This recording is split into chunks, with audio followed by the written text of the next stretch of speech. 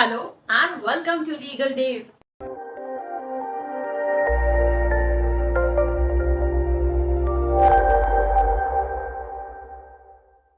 आज के एपिसोड में हम बात करेंगे एक बहुत ही इम्पोर्टेंट टॉपिक पर।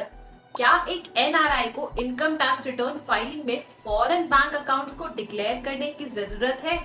अगर आप एनआरआई है या फिर आपके फैमिली में कोई एनआरआई है तो ये वीडियो जरूर देखें ताकि आपको हेल्प मिल सके। चलिए शुरू करते हैं और समझते हैं। सबसे पहले तो ये समझना जरूरी है कि एनआरआई यानी नॉन रेसिडेंट इंडियन क्या होता है। एक एनआरआई वो होता है जो इंडिया से बाहर एक स्पेसिफाइड पीरियड से ज्यादा टाइम के लिए रहता है।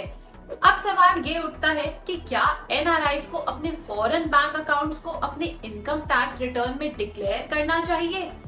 इंडियन इनकम टैक्स लॉ के हिसाब से अगर आप एनआरआई है और आपको Indian income tax return file करना पड़ता है तो आपको अपने फॉरेन बैंक अकाउंट्स डिक्लेयर करना मैंडेटरी है।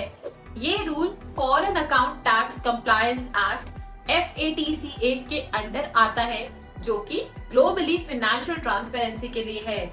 Now we are discussing about key points.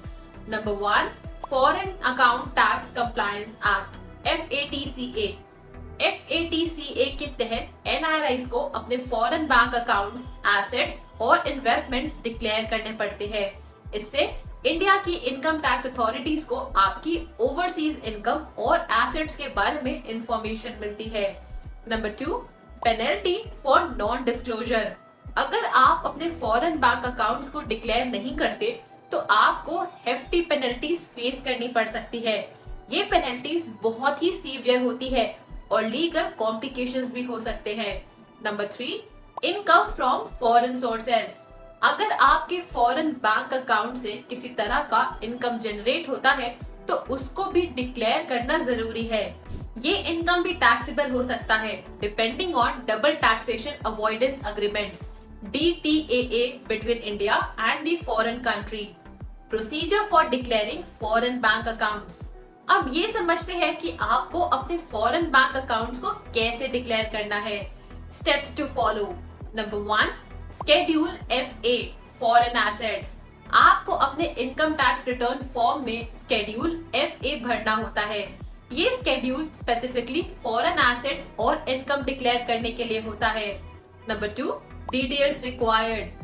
इस शेड्यूल में आपको बैंक अकाउंट डिटेल्स जैसे बैंक का नाम, अकाउंट नंबर, अकाउंट बैलेंस और अकाउंट ओपनिंग डेट मेंशन करनी होती है। Number 3, digital filing. आजकल डिजिटल फाइलिंग बहुत आसान हो गया है। आप ऑनलाइन पोर्टल पर जाकर इजीली अपना ITR फाइल कर सकते हैं और शेड्यूल कर सकते हैं। Important considerations. इस प्रोसेस को समझते वक्त कुछ इम्पोर्टेंट पॉइंट्स को ध्यान में रखना काफी जरूरी है। Number 1, double taxation avoidance agreement DTAA। India ने कई कंट्रीज के साथ DTAA साइन किया हुआ है। इसका मतलब है कि आपको दोनों देशों में डबल टैक्स नहीं पे करना पड़ेगा, लेकिन आपको ये प्रूव करना होगा। Number 2, threshold limits. कुछ कंट्रीज में थ्रेशहोल्ड लिमिट्स होती हैं, जिनके बियॉन्ड आपको अपने अकाउंट्स डिक्लेयर करने पड़ते हैं। ये लिमिट्स कंट्री स्पेसिफिक होती है। Number 3, professional help.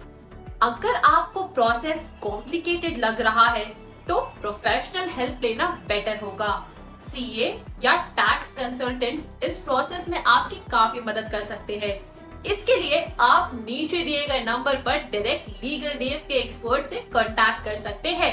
ये आपको पूरी हेल्प करेंगे। तो दोस्तों, ये था हमारा डिटेल डिस्कशन ऑन क्या एक एनआरआई को इनकम टैक्स रिटर्न फाइलिंग में फॉरेन बैंक अकाउंट्स को डिक्लेयर करने की जरूरत है। हमने देखा कि ये क्यों जरूरी है, इसके लीगल ऑब्लिगेशंस क्या है और इससे रिलेटेड की पॉइंट्स क्या है। अगर आपको ये वीडियो इंफॉर्मेटिव लगा हो तो वीडियो को लाइक करें और अपने चैनल लीगल देव को सब्सक्राइब करना ना भूलें और अपने एनआरआई फ्रेंड्स एंड फैमिली के साथ ये वीडियो जरूर शेयर करें। अगर आपके मन में कोई क्वेश्चंस है या आप किसी स्पेसिफिक टॉपिक पर वीडियो देखना चाहते हैं तो कमेंट में लिखकर हमें जरूर बताएं। हम मिलेंगे आपसे अगले एपिसोड में लीगल देव पर।